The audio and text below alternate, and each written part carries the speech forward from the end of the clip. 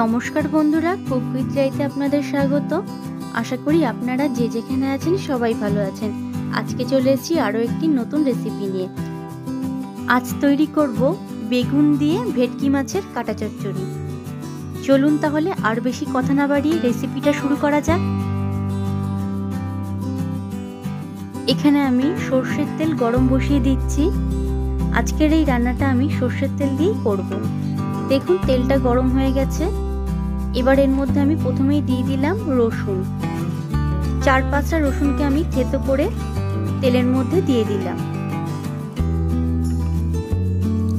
দেখুন রসুনটা লাল লাল হয়ে গেছে। এবার আমি রসুনটাকে তেল থেকে তুলে রাখছি।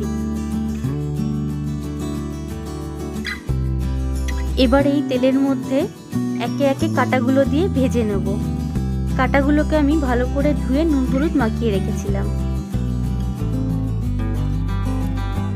কাটাগুলোর একটা পাশ ভাজা হয়ে গেছে। এবার আমি অন্য পাশে উল্টে দিচ্ছি।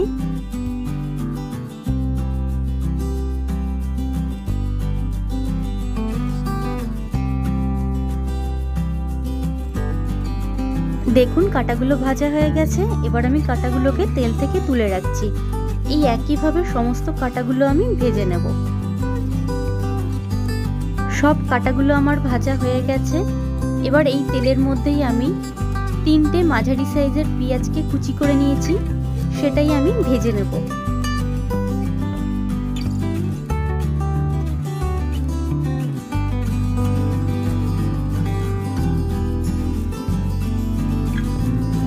দেখুন পেঁয়াজগুলো লাল লাল করে ভাজা হয়ে গেছে। এবার এই পেঁয়াজগুলোকেও এই তেল থেকে তুলে রাখবো।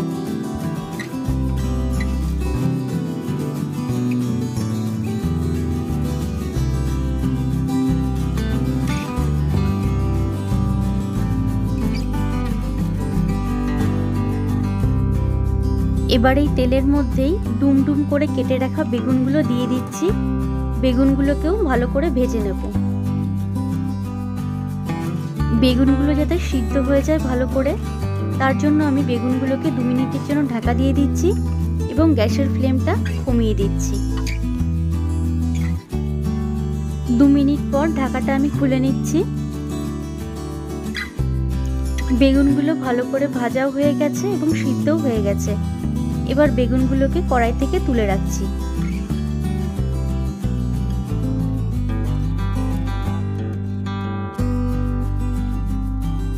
কড়াইতে আমি সামান্য সাদা তেল দিয়েছি, তার মধ্যে দিয়ে দিলাম 2টো তেজপাতা আর দিয়ে দিচ্ছি কাঁচা লঙ্কা।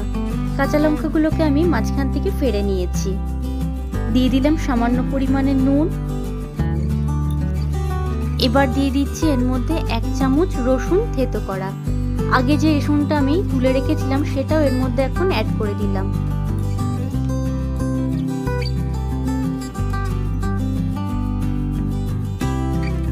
দিয়ে দিলাম 2টো টমেটো।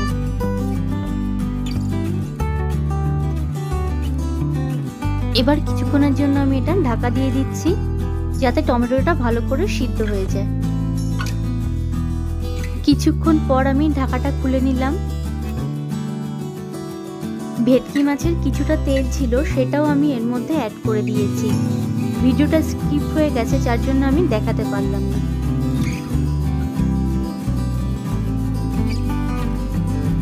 এবার দিয়ে দিচ্ছি 1 চামচ হলুদ।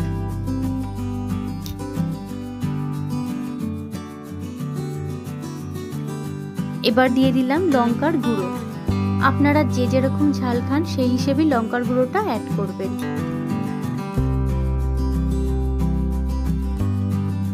এবারের মধ্যে দিয়ে দিচ্ছি ভেজে রাখা পেঁয়াজ। ভেজে রাখা পেঁয়াজের অর্ধেকটা পেঁয়াজ এখন দিচ্ছি, পরে আবার অর্ধেকটা পেঁয়াজ দেব। এবার দিয়ে দিচ্ছি ভেজে রাখা ভেটকি মাছের কাটা। মশলার সাথে কাটাগুলোকে ভালো করে মিক্স করে দিচ্ছি।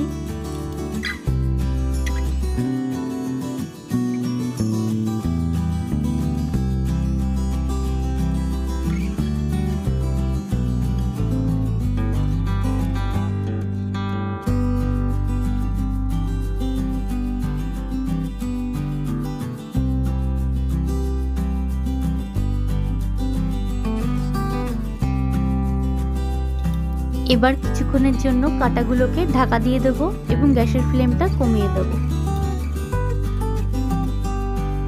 কিছুক্ষণ পর ঢাকাটা খুলে নিলাম।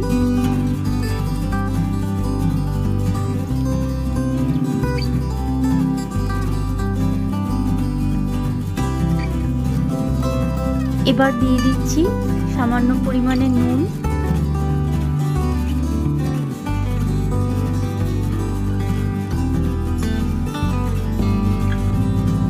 এবার এর মধ্যে অ্যাড করে দিচ্ছি ভেজে রাখা বেগুন, আর দিয়ে দিচ্ছি যে অর্ধেকটা পেঁয়াজ ভাজা ছিল সেটা। ভালো করে মিক্স করে দিচ্ছি।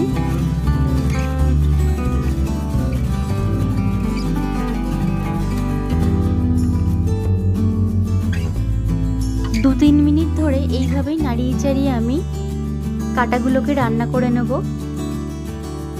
এটা এবার হয়ে গেছে। নামানোর আগে আমি এর মধ্যে দিয়ে দিচ্ছি ধনেপাতা কুচি। আপনারা চাইলে গরম মশলার গুঁড়ো অ্যাড করে দিতে পারেন।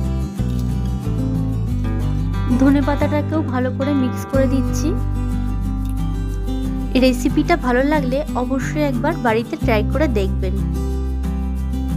তাহলে বন্ধুরা দেখুন তৈরি হয়ে গেল আমাদের বেগুন দিয়ে ভেটকি মাছের কাটা চচ্চড়ি। রেসিপিটা ভালো লাগলে অবশ্যই একটা লাইক করবেন এবং কমেন্টের মাধ্যমে জানাবেন। তাহলে বন্ধুরা আজকের মতো টাটা, আর এতক্ষণ আমার সঙ্গে থাকার জন্য আপনাদের সকলকে অসংখ্য ধন্যবাদ।